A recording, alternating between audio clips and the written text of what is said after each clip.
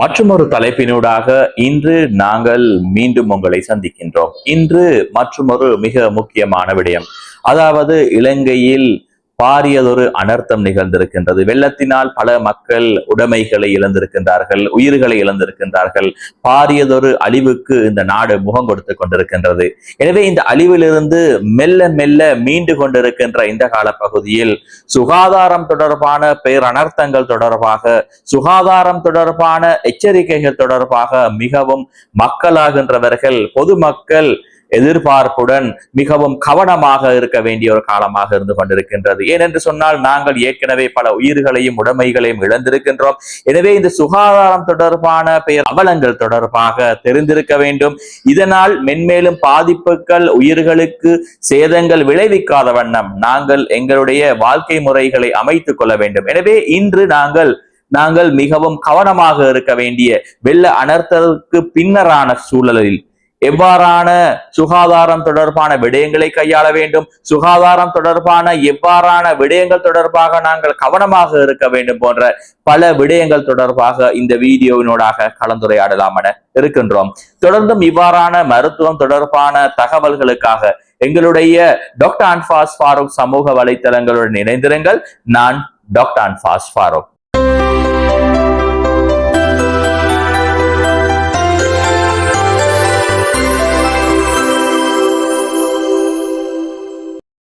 வெள்ள அனர்த்தங்களை தொடர்ந்து பல்வேறுபட்ட சுகாதாரம் தொடர்பான சிக்கல்கள் தோற்றுவிக்கப்படுகின்றன. நாங்கள் கடந்த காலங்களாகவே வெள்ளங்கள் ஏற்படுகின்ற சந்தர்ப்பங்களில் தெரிவித்து வந்த அதே விதமான சுகாதார அனர்த்தங்கள் இந்த கால பகுதியிலும் ஏற்படுவதற்கான சந்தர்ப்பங்கள் காணப்படுகின்றது. ஒருபுறம் எலிக்காய்ச்சல் தொடர்பாக மக்கள் மிகவும் அவதானமாக இருக்க வேண்டும். அதே போன்று தொற்று நோய்கள் மிக அதிகமாக பரவக்கூடிய காலப்பகுதியாக இந்த காலப்பகுதி அமைந்திருக்கின்றது. அதே போன்று பருவப்பேச்சி மலைகள் நிலவுகின்ற காலப்பகுதியில் போன்று இவ்வாறான வெள்ள அனர்த்தத்தை தொடர்ந்த காலப்பகுதியிலும் டெங்கு, சிக்கன்குனியா போன்ற காய்ச்சல்களும் பரவக்கூடிய சந்தர்ப்பங்கள் காணப்படுகின்றது. அதே போன்று மக்களுக்கு தோல் வியாதிகள் தொடர்பாகவும் மிகவும் அவதானமாக இருக்க வேண்டிய ஒரு காலப்பகுதியாக இருக்கின்றது.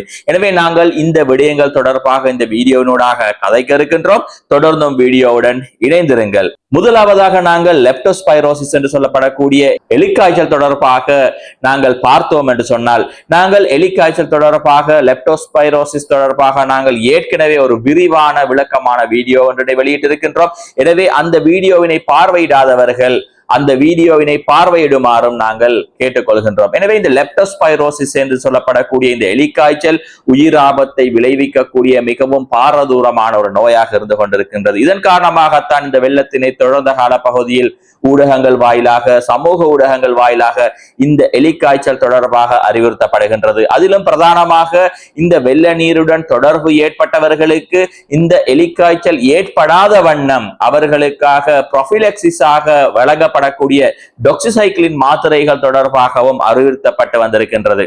எனவே இந்த எலிக்காய்ச்சல் எங்களுடைய வெள்ளத்துடன், வெள்ள நீருடன் தொடர்பு படுகின்ற சந்தர்ப்பங்களில் காலில் அல்லது உடம்பில் காணப்படுகின்ற சிராய்வுகள், காயங்களினூடாக இந்த எலியின் சிறுநீரில் காணப்படுகின்ற இந்த நோய் கிருமிகள், நுண்ணங்கிகள் எங்களுடைய உடலை சென்றடைவதன் காரணமாக எலிக்காய்ச்சல்கள் தோற்றுவிக்கப்படுகின்றது. எனவே இந்த எலிக்காய்ச்சலினால் இருக்கின்ற பாரதூரமான விளைவு அதிகமான உடல் சோர்வுடனான அதிகமான காய்ச்சல்கள் ஏற்படுத்தப்படுகின்றது.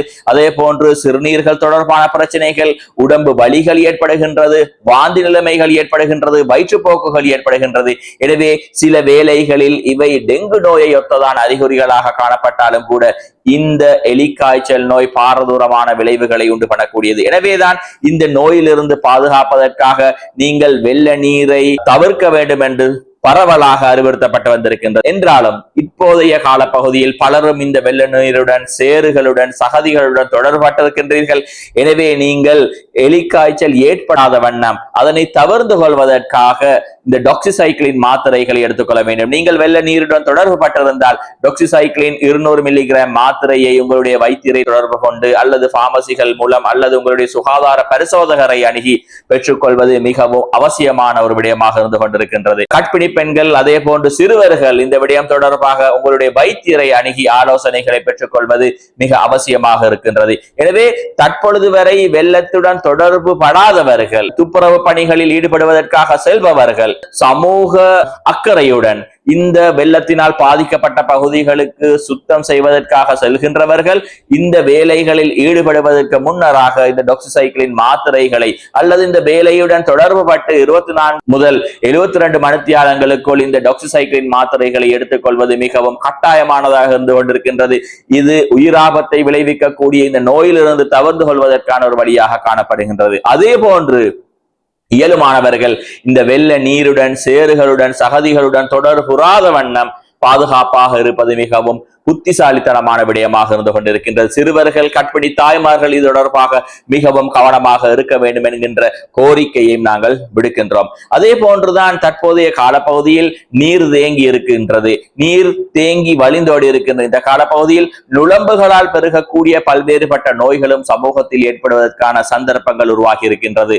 அதில் பிரதானமாக தற்பொழுது டெங்கு மற்றும் சிக்கன்குனியா நோய்களின் அதிகரிப்பு சமூக மட்டத்தில் இனங்காணப்பட்டிருக்கின்றது. எனவே டெங்கு நோய் அதிகரிப்பதற்கான சாத்தியக்கூறுகள் காணப்படுகின்றது. எனவே உங்களுக்கு கடுமையான காய்ச்சல், தலைவலி, வாந்தி, அதே போன்று உடம்பு வலி போன்றவை காணப்படுகின்றதாக இருந்தால் நீங்கள் உங்களுடைய வைத்தியரை தொடர்பு கொண்டு இரத்த பரிசோதனைகளை மேற்கொண்டு உங்களுக்கு ஏற்பட்டிருப்பது டெங்கு நோயா என்பது தொடர்பாக நீங்கள் கவனமாக இருக்க வேண்டியது மிகவும் அவசியமானதாக இருந்து கொண்டிருக்கின்றது. அதே போன்று இதே ஒத்த அறிகுறிகளைத்தான், நோய் அறிகுறிகளைத்தான் இந்த சிக்கன்குனியா காய்ச்சலும் ஏற்படுத்துகின்றது. எனவே உங்களுக்கு கடுமையான காய்ச்சல்கள் ஏற்படுகின்ற சந்தர்ப்பங்களில், உடம்பு வருத்தங்கள், மூட்டு வருத்தங்கள் ஏற்படுகின்ற சந்தர்ப்பங்களில் உங்களுடைய முறையான வைத்தியரை தொடர்பு கொண்டு இது தொடர்பாக ஆலோசனைகளை, மருந்துகளை பெற்றுக் கொள்வது மிகவும் அவசியமானதாக இருந்து கொண்டிருக்கின்றது.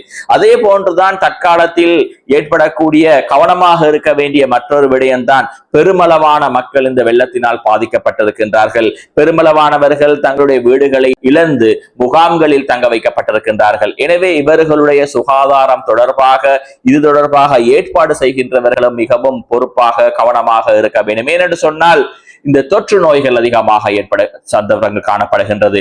வாந்திகள், வாந்தி பேதிகள், வயிற்றுளைவுகள் போன்ற ஏற்படுவதற்கான சந்தர்ப்பங்கள் காணப்படுகின்றது. எனவே இந்த காலப்பகுதியில் நீங்கள் கொதித்த ஆரிய நீரை மாத்திரம் பருகுவது மிகவும் பொருத்தமான விடயமாக இருக்கும். அதே போன்று இந்த முகாம்களில் தங்க வைக்கப்பட்டிருக்கின்ற இந்த எங்களுடைய பொதுமக்களுக்கு இந்த வசதி வாய்ப்புகளை ஏற்படுத்தி கொடுப்பவர்கள் போத்தலில் அடைக்கப்பட்ட பானங்களை வழங்குவது மிகவும் பொருத்தமானதாக இருக்கும். அவ்வாறான சந்தர்ப்பங்கள் கிடைக்கப்படாத சந்தர்ப்பங்களில் குறைந்தது 3 தொடக்கம் 5 நிமிடங்களுக்காவது இந்த நீரை கொதித்து ஆரிய பின் அவர்களுக்கு வழங்குவது மிகவும் பொருத்தமானதாக இருக்கும். அதே போன்று கூட்டமாக, குழுவாக சமையல்கள் இடம்பெறுகின்றது. இவர்களுக்காக உணவுகளை வழங்குவதற்காக சமைக்கின்ற விடயத்திலும் மிகவும் பொறுப்பாகவும் சுத்தமாகவும் நடந்து கொள்வது மிகவும் அவசியமாக இருந்து கொண்டிருக்கின்றது. ஏனென்று சொன்னால் வயிற்றுப்போக்குகள், வயிற்றுளைவுகள் ஏற்படுவதற்கான, வாந்தி பேதிகள் ஏற்படுவதற்கான, தைபாய்டு காய்ச்சல்கள் கூட ஏற்படுவதற்கான சந்தர்ப்பங்கள் காணப்படுகின்றது. ஏனென்று சொன்னால் இந்த வெள்ளம் காரணமாக பல்வேறுபட்ட நீர்நிலைகள் மாசுபடுத்தப்பட்டிருக்கின்றது. எனவே இந்த நீர்நிலைகள் மாசுபடுத்தப்பட்டிருக்கின்ற சந்தர்ப்பங்களில் இது தொடர்பாக கவனமாக இருக்க வேண்டும். இவ்வாறு முகாம்களில் தங்க வைக்கப்பட்டிருக்கின்றவர்களுடைய மலசல கூட வசதிகள் தொடர்பாகவும் மிகவும் அவதானமாக இருக்க வேண்டும். எனவே இதன் மூலமாக பல்வேறு நோய்கள் பரவக்கூடிய, பெருகக்கூடிய வாய்ப்புகள் காணப்படுகின்றது.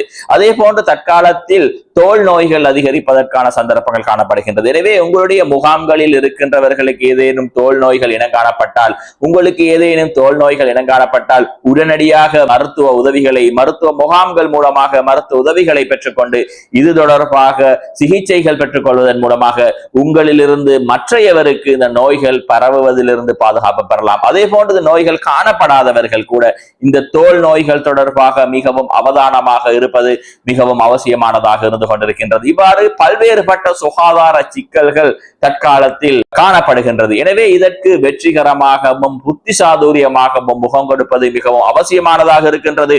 ஆரம்பத்தில் உயிரை பறிக்கக்கூடிய நோய்கள் தொடர்பாக மிக மிக அவதானமாக இருக்க வேண்டும். அதே போன்று மற்றைய சமூக மட்டத்தில் காணப்படுகின்ற அனைத்து நோய்களும் பாரதூரமான நோய்களாகத்தான் இருக்கின்றது. எனவே இது தொடர்பாக மிகவும் அவதானமாக இருந்து கொள்வதன் காரணமாக ஏற்கனவே நாங்கள் பல இழப்புகளை சந்தித்து விட்டோம். எங்களுடைய உயிர்கள் பிரிந்திருக்கின்றது, எங்களுடைய உறவினர்கள் எங்களை விட்டு பிரிந்து சென்றிருக்கின்றார்கள், எங்களுடைய உடைமைகள் பல ஈடு செய்ய முடியாத அளவு பல சேதங்களுக்கு உள்ளாகி பல பாதிப்புகளுக்கு உள்ளாகி இருக்கின்ற இந்த சந்தர்ப்பங்களில் மென்மேலும் இந்த சுகாதாரம் தொடர்பான நோய்கள் ஏற்பட்டு எங்களுடைய உயிர்களுக்கும் எங்களுடைய உடலுக்கும் அச்சுறுத்தல்கள் ஏற்படுவதை விட்டு நாங்கள் மிகவும் கவனமாகவும் பொறுமையாகவும் பொறுப்பாகவும் இருந்து கொள்வது மிகவும் அவசியமான விடயமாக இருந்து கொண்டிருக்கின்ற என்ற தகவலையும் நாங்கள் தெரிவிக்கின்றோம். தொடர்ந்தும் இவ்வாறான வீடியோக்களுக்காக எங்களுடைய டாக்டர் அன்பாஸ் ஃபாரூக் தமிழ் யூடியூப் பக்கத்துடன் இணைந்திருங்கள். அதே போன்று டாக்டர் அன்பாஸ் ஃபாரூக் சமூக வலைத்தளங்களினூடாக கூட எங்களுடைய வீடியோக்களை பதிவிடுகின்றோம்.